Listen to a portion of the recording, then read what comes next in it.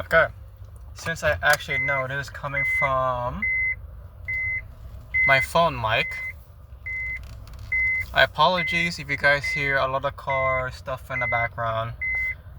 I'm trying to record this as I'm driving back to east side of New Zealand, or east side of the North Island, to visit family.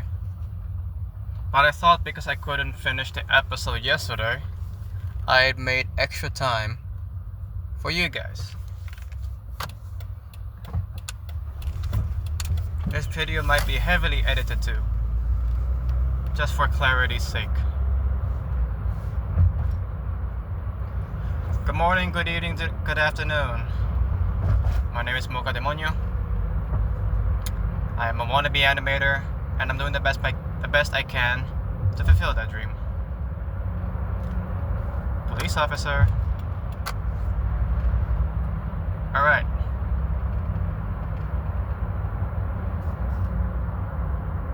Why am I going back to the eastern side of New Zealand? Or more specifically, the Coromandel Peninsula. I'm not going to specify where in the peninsula, but I'll narrow it down to there. I used to live there. I haven't lived long enough to be aware of what Coromandel is truly like, but I've been there long enough to make it a, how do I say this? I've been there long enough that it has a piece of me, a piece of my life, a piece of my history. I'm heading back because my parents still live there, together with other relatives. And that's where they wanted to settle down. Therefore, that place it is. And while I was still growing up, it was the last place I was with them until I moved out to the city. The big city on the North Island. Everyone knows what that big city is if you live in New Zealand. But yes, I did live there.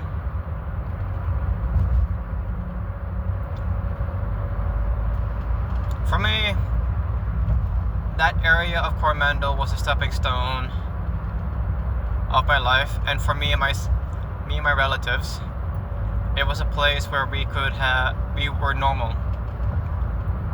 We were normal again. We were all together.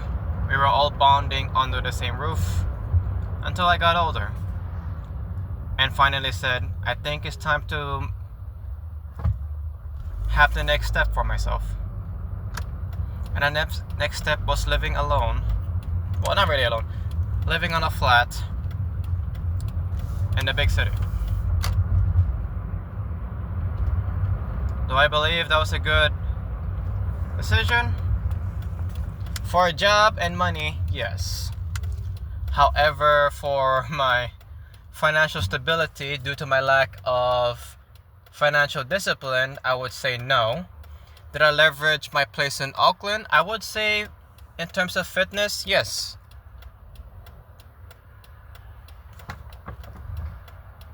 I felt like I did leverage Auckland in a different way. I did not leverage it in terms of connections. I didn't leverage it in terms of becoming more financially stable. Instead, I became more aware of my movements per se. I took my passion of martial arts more seriously, but I never joined a tournament yet, for I intend to do that in the US of A. Assuming I follow through. I guess now that it's out there, I have to hold myself accountable for that one.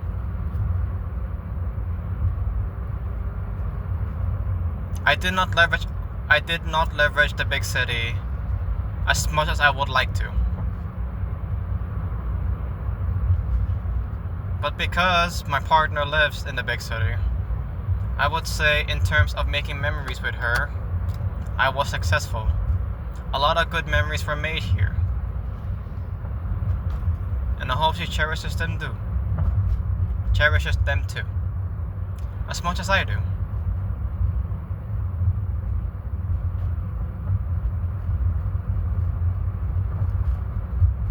And I'm leaving the big city to go to Michigan, to go to the United States of America. And I don't know how I feel about that yet. I should be excited for it's a new country, but due to fear-mongering of the ICE or ICE, I feel anxious going there because technically, I only have a green card. I don't really have much of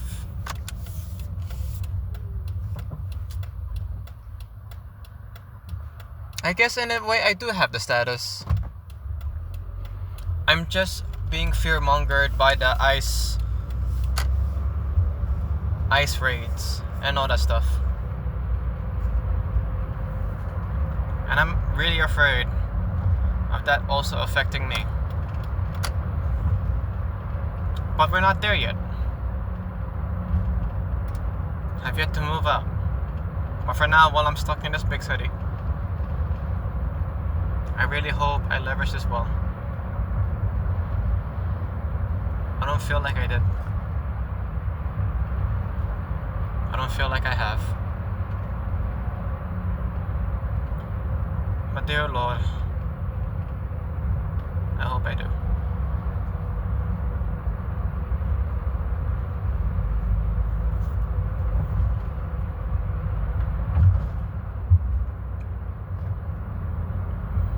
The one thing that keeps popping into my mind as I head back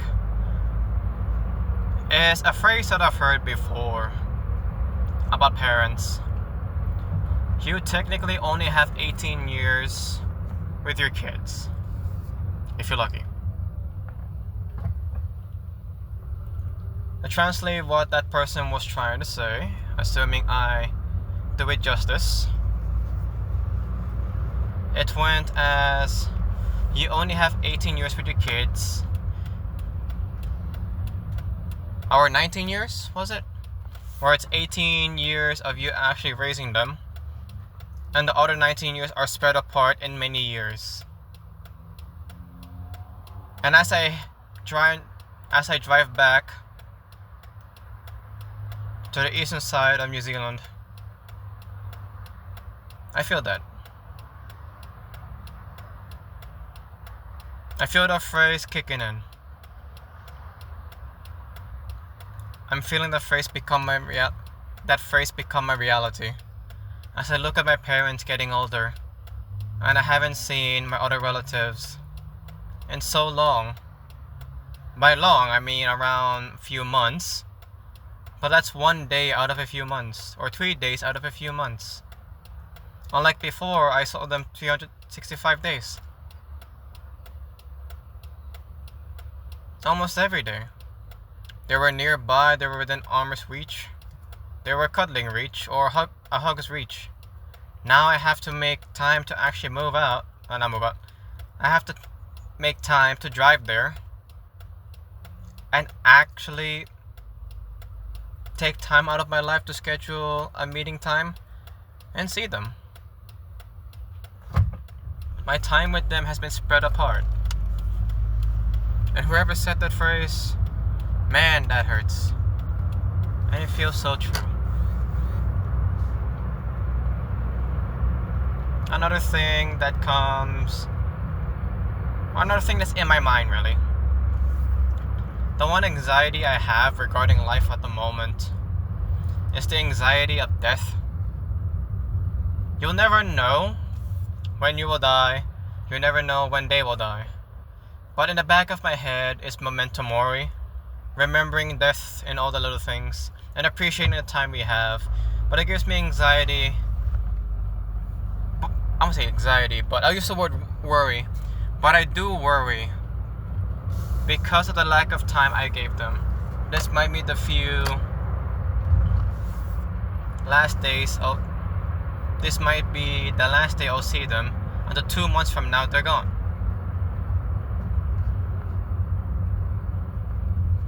The reason why I say this is because I had my grandparents as an example. I was really close with my grandparents growing up. Every now and then we call and I'd message and I'd always say, next time I'll go to you guys. This was 2019. I said to them, I'll go to you guys next time. Trust me, I'll get the money for it. Because at the time, at 17, I started working. And so I genuinely believed that by 2020, we would go to the US of A for a visit and the Philippines. And my grandparents for these ones are Filipinos. However, due to COVID and the border restrictions, I never got to see them. And it's now too late. So now in the back of my mind, every time I hang out with my relatives or people who are dear to me, I have this fear that it might be the last time out of the year I'll see them again. I worry about that. Do I feel like I could work on this? Yeah, sure. To make it balanced. To have a balanced mindset of looking forward to see them without having to fear this is the last time. I wonder. However, all I can do is wonder until it happens. And in some strange way, I think that's okay. In a strange way, it makes me feel like I'm not taking this life, this time that I have with them for granted. I want to make it count. Is it still going? Yeah, it's still going. I want to make this count.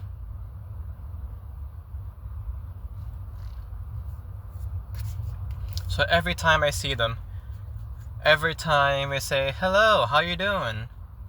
How's everything been? And I tell them my side of my story and they tell me what happened in between. I feel grateful. However, it is difficult to communicate with my parents in such an intimate way, like your best friends, telling them the recent gossip and all that, because I haven't developed that relationship with it yet. Because I guess growing up, they just treated me like their kid. But now I'm an adult, I want to treat them as a friend. Eventually that time will be over. But while they're still here, I want to make every moment that I have with them memorable so I can learn about their past, their motivations, and who they are as a person, not as a parent. And that is my intention as I head back. Same can be said for my relatives. As I see them again, as I see them growing up to become teenagers, I hope I can also still be a part of their life. They can make me catch up on their own lives. That's what I ask.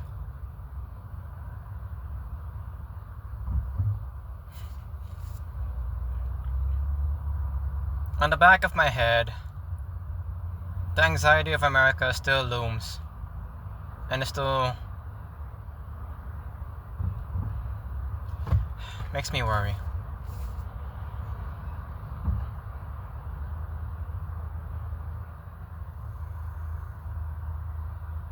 I'm at a red light. Give me a bit.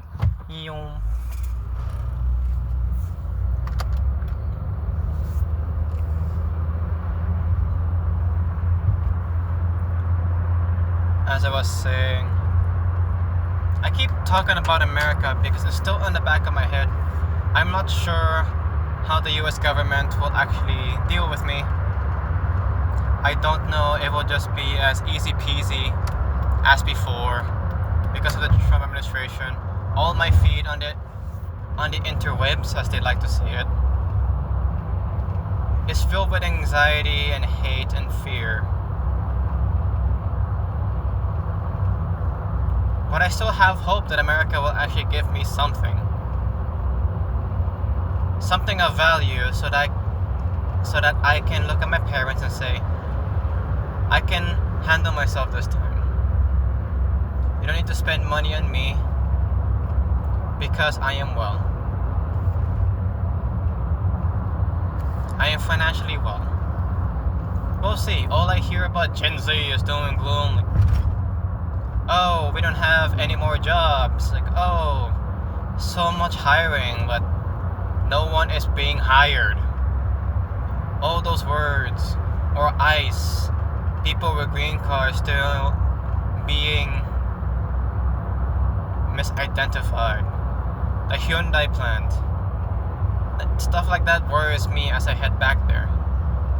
And every time I talk to New Zealanders, all they hear is the bad stuff. And then I remember, in every country that has its own corruption is very nuanced. There will still be people living their normal lives. Even in New Zealand, with the parliament, I guess in a way, being divided between the Maoris and I guess the crown, as I would say. The people of the crown, like prime ministers. We have our own problems, but people are just going about their day, trying to help themselves. And I have to put the same mindset for America. It's a massive country. But a massive country will be massive pockets of people just trying to live their lives and trying to genuinely protect. But I don't know. That's the thing, I don't know. I guess in a strange way, I have to trust the people of America, or trust God, or just trust fate, whatever it will be, that I will be okay. I have to trust. And traffic is slowing down to a T.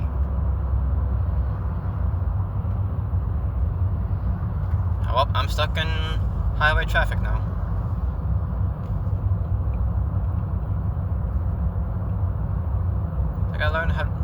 I have to learn how to trust the system.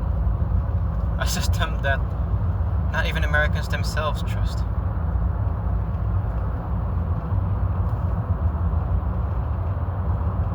And that makes me worry. And that's okay.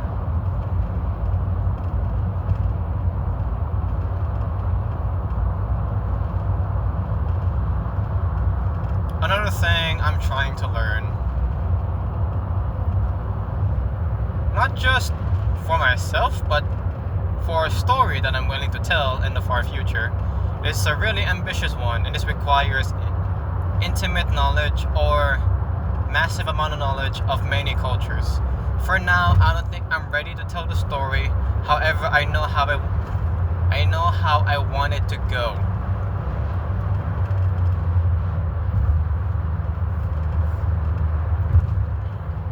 I want to learn more about many different cultures. The ones that I have in mind for the story is... And traffic again is coming to a halt. Are the Polynesian cultures, the Reo Maori, Samoa, Tongan, or and Hawaiian. The other culture will be Japanese, which is very anime-esque. So if the season 1 or arc 1 is just Japanese to Reo Maori combined, people are like, oh, Japanese stuff, oh wait, it has a different twist. So it's something I'm trying to develop and learn more of. For now, I'm really ignorant with the Maori culture, and I'm very ignorant about the Japanese culture. The next culture I have is Filipino and the Indians, or basically the Gurkhas. I want to learn about the Gurkhas because I always hear good things about them militarily. Oh yeah, the story is military based, but also isekai. It's an ambitious story. However, all I'm gonna say regarding it, because it's just under development and probably will be for years on end, and I'll probably just be talking crap without probably following through, which is sad. Imagine this all being said, and it has to be followed through in 10 years. I will be sad. But I do expect this under a 10-year plan. Or heck, even a 15-year plan, because I don't have the resources, I don't have the people to make an animation studio to make something this big. Anyways, that aside, I want to learn more at the moment about the Gurkhas, but I'm heavily focused at the moment of the New Zealand culture of the Reo Maori. There's a book that I haven't followed through reading from, I can't remember his name now, but basically it's a book called Tikanga. how I would describe it is giving me the fundamental aspects of the culture of the Maoris. From it, I was able to learn about the greetings, which I cannot remember now. Man, I'm forgetting a lot of things. And the intricacies of their culture and how connected they are. Also, how tribalistic they are, if that's the proper term. I want to learn more. And I'm in New Zealand, for crying out loud. But I haven't fully participated in the culture. I haven't fully participated or immersed myself in the culture. Because when I'm in Auckland, or when I'm in Coromandel, or if I'm up Northland like Whangarei, as much as there are more Maori people, it is still becoming a Western nation with Western influences. Therefore, because of such, the culture of the Te Reo Maori is not being fully exposed. And I guess it's also my fault. I have to take myself accountable for this one. I don't seek out because I don't know where to seek. But I'm still not seeking. And I have less time now to do so. So sad to say, I'm going to do a lot of my research overseas. I have to really check my sources. Start with the language, start with the culture. And maybe in the future, once I get money, once I get the resources to learn more, I can hire, I think they're called culture specialists, immerse myself, be truly educated from the locals themselves. Either are the people of Samoa, the people of Hawaii, or the people of New Zealand, the Te Reo Maori culture. Right now, I would say it's my fault for not intently searching. But in the future, I want to.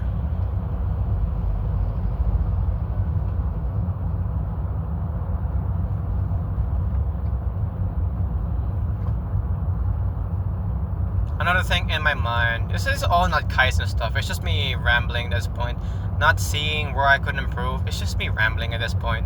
So if someone's actually here for listening to me improve on something, I'm sad to say, it is a ramble episode for now. I am not in my computer, so you won't have a PNG tuber avatar bouncing around, it's just probably gonna be a still image. So if the visuals are boring, I'm sorry. But if you're listening to this on Spotify, which will just be an audio form, apologies if there's no video, but I don't really listen to podcasts on video. So there's that. So I guess it's more catered to me and my selfishness. Another thing that I will miss is the beauty of New Zealand. I've been in New Zealand for several years of my life. In those several years, I've been introduced by the Maori people of how they handle themselves, their culture, and how inclusive they are. I've been exposed to the kindness of New Zealanders, how chill they are, big Ben pies, the random snacks, the difference of, simply put, the New Zealanders of New Zealand and the Philippines.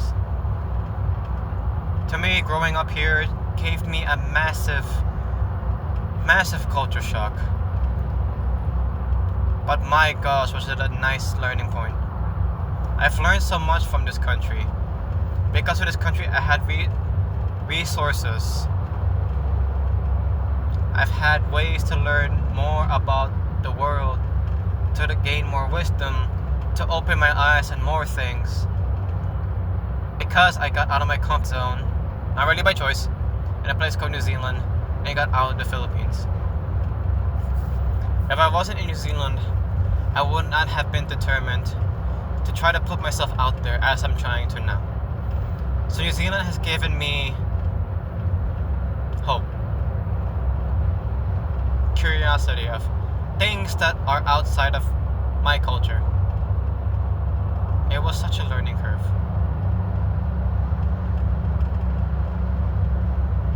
And I really want to say thank you to New Zealand before I go. And I don't know how.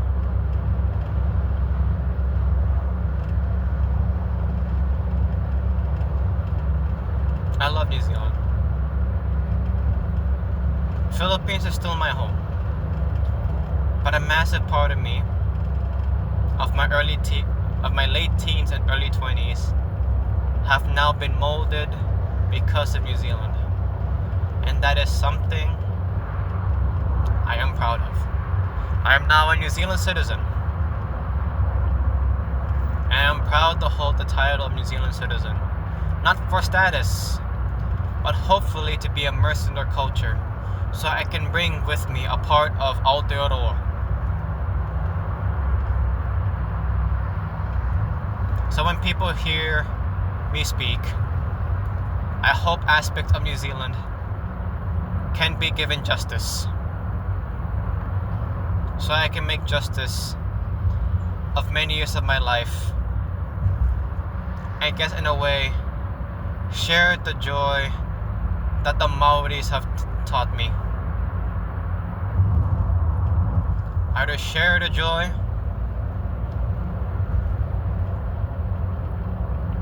or, how do I say this?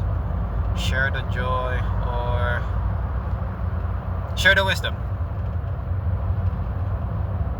There's a specific Maori word for it, but I can't remember it right now because I barely spoke in Maori words. But at least I have a co-worker who also speaks Maori, so every now and then we do say Maori phrases. But I hope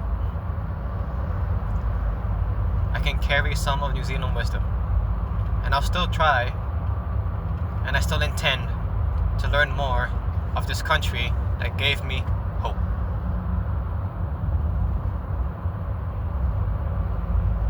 I hope to do them justice.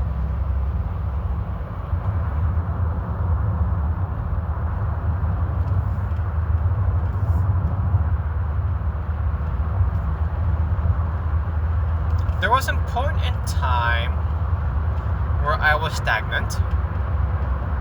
I wasn't flowing like water. I wasn't reaching for resources. I wasn't making, I guess in DJ Shipley's words, I wasn't exhausting my resources. I was just being complacent and content with what I have. There's nothing wrong with being content, but I wasn't searching for something new and learning something new.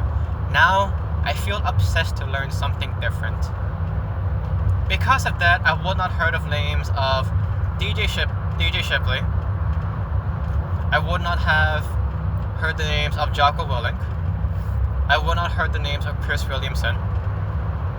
I would not have heard the voice of Evie Pomporis. I would not have heard the name of Steve Bartlett. I would not have heard the name of Dr. Mike Israetel. I would not heard the name, I can't remember his name right now, but it's Dr. Mike is his YouTube channel. I would not have heard, what's this other person's name? There's one more person whose voice I keep hearing right now, and it's, I guess in a way, influencing me. I can't remember their names. So many faces, but names I can't remember. There was one more prominent voice. James Sexton, the divorce lawyer. James Sexton's advice of divorce and life in general, it's humbling. And I guess that's why I guess in a way I'm stressed out or more worried about death. Because his words resonated with me. And I don't want to take this life for granted. So I feel like before I heard his advice, heard of the things he wanted to share, I took life for granted. Like, I could do it tomorrow. There is next year. Yes, maybe I do. But who knows? With such certainty that I do have a next year. At least if I do die by next year, I have this as proof that I am trying. I have this as proof that I wanted to be someone out there. I had a voice that wanted to speak, and I shared it. And because of that, I wanted to put myself out there, as I said, and not get complacent and keep learning still.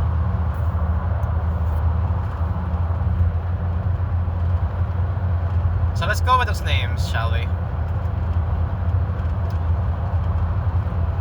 DJ Shipley, a Navy SEAL, apparently SEAL Team 6 or Dev Group.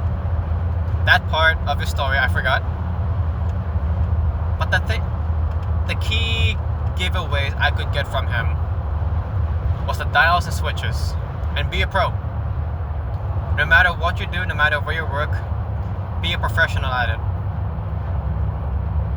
At first, when I heard this advice, I was mumbling. It's like, do I really have to be a pro at everything I have to do, no matter where I am, even though I don't like the job?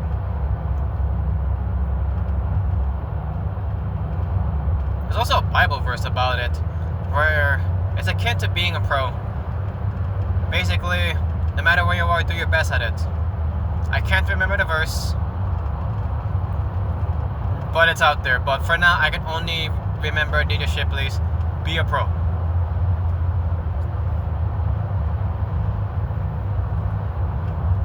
And as I took that to heart, sadly, I only started a few months ago.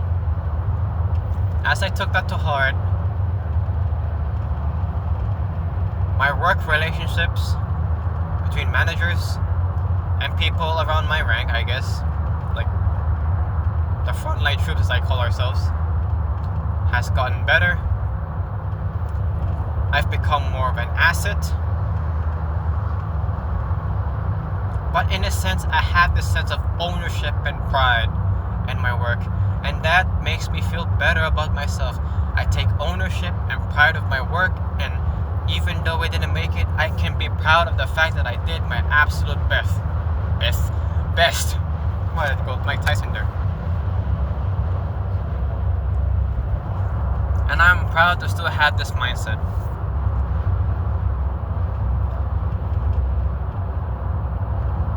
And I have to be humble and say to myself, I will not be in the big city for long, so eventually I have to be ready to let go.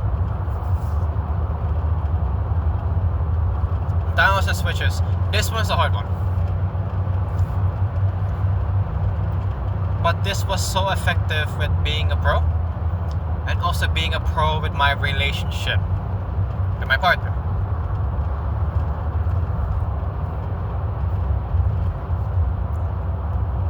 This is more of a Jocko thing, letting go of your ego. But I'll bleed their words later. They're both Navy SEAls. But for now, I'm going to talk about DJ Shipley's dials and switches. Because of this mindset of dials and switches, I was able to give time for my partner, my family, and my work. But right now, there seems to be an imbalance of work because I need the money. I'm moving out of this country, so it's money. I can't really blame myself for that one, but I can still hold myself accountable of the amount of times that I've lost.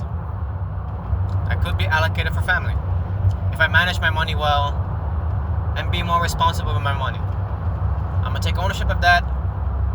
I'm not gonna blame anyone besides myself. But because of dials and switches, I was able to give my relationships 100%. Really be intentional about connecting with my partner, connecting with my mom, connecting with my dad. And because of such, my dad is gravitating towards me more. Because I took the advice of dials and switches. And I am proud of that.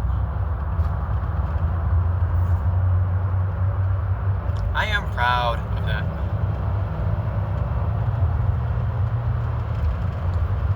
Because, as I said before, I do not know if I have more time. You'll never know. You'll never know. But because of the dials and switches and giving everything 100% and being a professional son, I guess, professional partner, and a professional friend. Yeah, it doesn't really sound right, but that's the words I'm going to use for now. I was able to give my relationships the presence they deserve. I'm still learning this. It's one of the things that I took from DJ Shipley, which is very, very difficult for me. But my gosh, was that advice so detrimental to me in my relationship with my partner and my dad.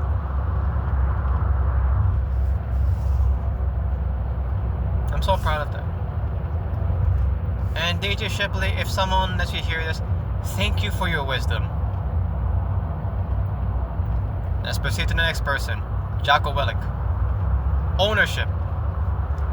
I have not heard of ownership. I've always heard accountability, take responsibility. But when I was grasping the context, the concept, there you go. When I was taking in the concept of ownership, the words accountability and the words what did I say earlier?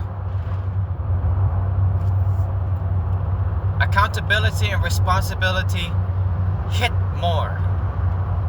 When I own a car and I want it to last, I will do as much as I can to make it work as long as it could. When I own a house, I will feel a bit of shame if I don't take care of it properly. I don't clean the rooms as properly. I don't want to defile it with my laziness, which I'm working on. It's not perfect, but I'm getting there.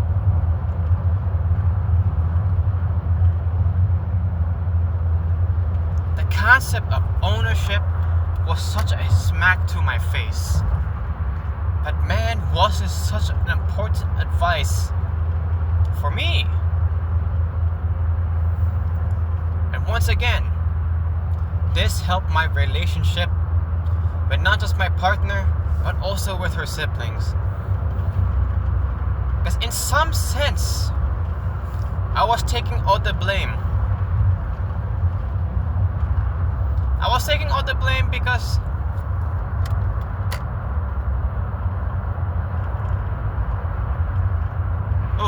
I have to really think about that one. Give me a moment to think about this. It is unedited.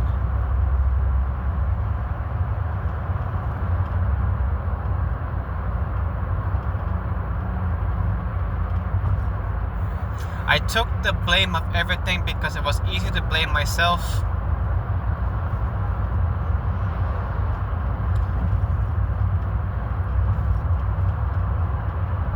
And lower my self-worth. There we go.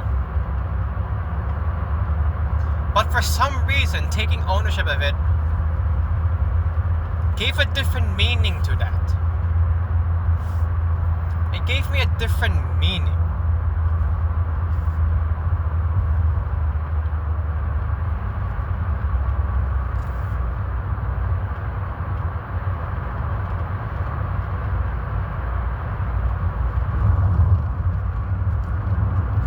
Words accountability and responsibility, especially responsibility, that things are my fault, gave me a sense of pride. And it also made me humble. The humble aspect was such a heavy hitter. Taking ownership of a situation, no matter what it was such a humbling statement, but in my personal opinion, it was such an important statement because I felt like when I take ownership, I was able to turn things around, because I was able to detach, reanalyze the situation that was given to me, and say, alright, good, this was my mistake. What can I learn from it? Not just say it and take the blame and do nothing, but to genuinely seek improvement and say, this is not good, what I did. What I did was not good. Hey, shut the heck up, detach, look at your situation, own it, and do better. I've heard this advice very recently, like a month ago. But man,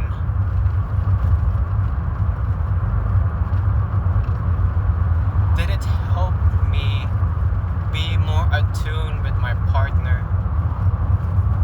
It also made me realize my faults with my other friendships that I have soured.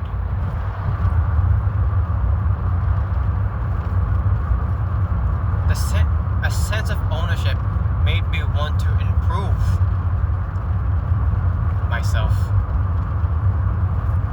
so I can find ways within my strength to help others.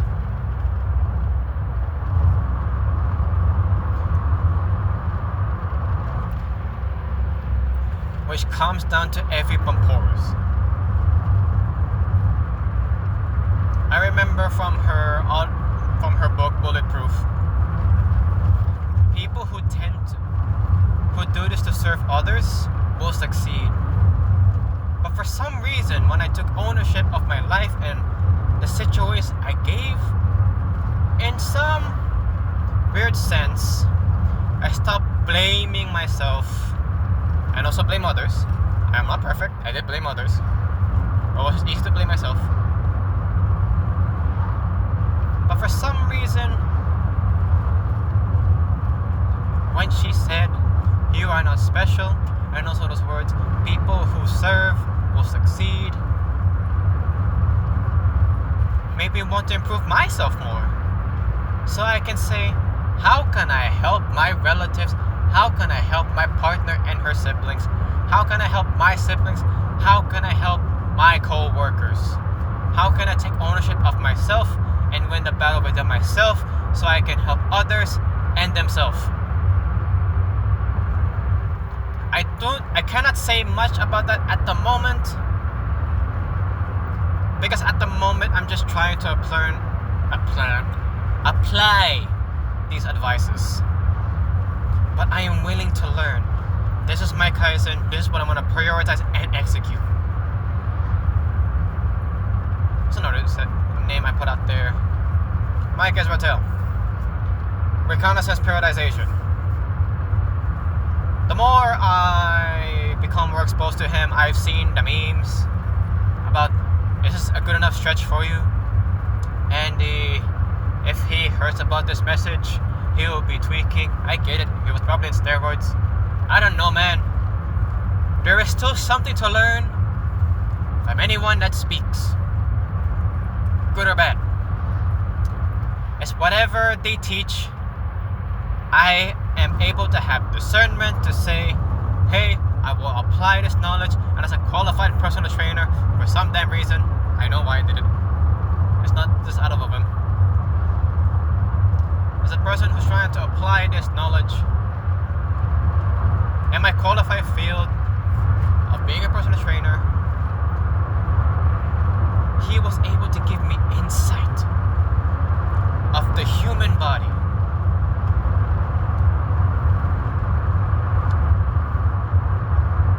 And because of him, I learned about someone called Griffiths.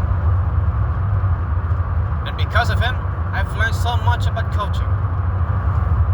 Learned so much, and I'm grateful for these men: Vernon Griffiths, Mike Israel. There's someone else, but I keep forgetting their YouTube channel, so I can't say much. I hope my voice is still clear.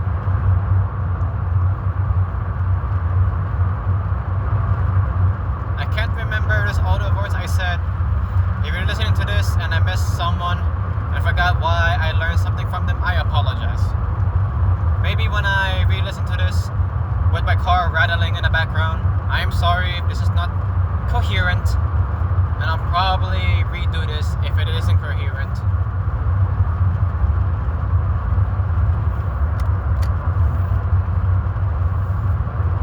I hope when I reflect on this and it is actually coherent, you guys can understand what I'm saying. And I'm sorry if this is not the best episode, but I wanted to just still make time for you guys. And I thought a car talk would be good. There's another thing that's in my mind, that's flooding my mind right now.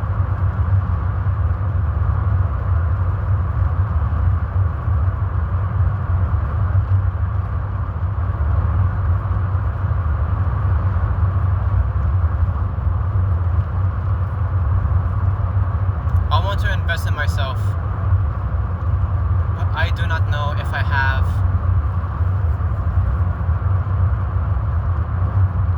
the resources. I believe I have what it takes to improve on myself, to be the me that I want to be, like what kid me will look up to, those kind of people. I know what it takes. I know what to do. But I feel like I'm limiting myself to the word called resources.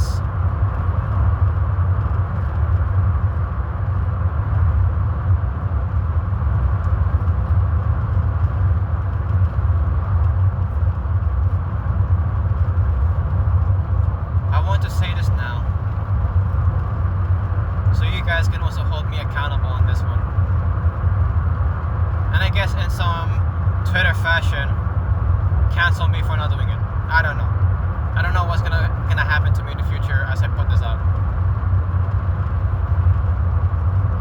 But I want to be the person that young me would look up to. Right now, I am not there. But I will be.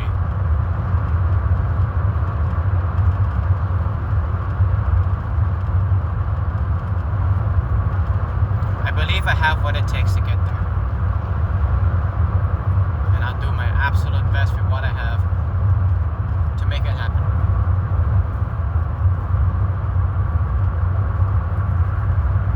So have a better day, have a better afternoon, and have a good evening. Here's Mocha Demonio, signing out.